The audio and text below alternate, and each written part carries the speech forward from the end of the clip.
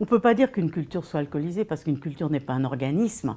Il ne faut jamais utiliser trop vite, métaphoriquement, les adjectifs. Donc, ce qu'on peut dire, il faut renverser, c'est-à-dire que l'histoire même de la culture est autour de la Méditerranée. Hein, il n'y a pas que les Français, et même dans d'autres pays du monde, mais restons en Méditerranée, on s'est construit historiquement avec d'une part la présence d'une plante endogène, donc Vitis vinifera, qui était là, le fait que les boissons fermentées ont été découvertes extrêmement tôt, dès le néolithique, peut-être même un peu avant, puisqu'on trouve des pépins pressés dans des sites datant de ces époques.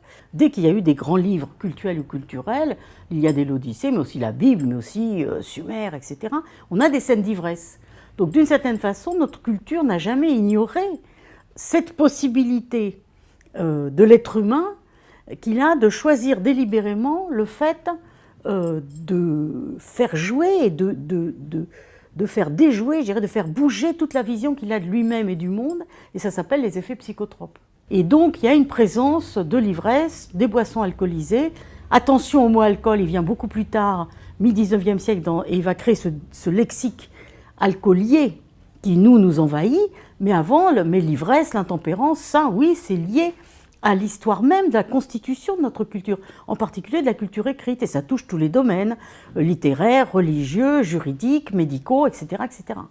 Et donc, en même temps, la vie des gens, et même si personne n'est obligé de boire et de se saouler, il n'y a pas je pense, de lieu, de collectivité en France où la question de la différence entre le vin et l'eau soit un problème nouveau, voilà.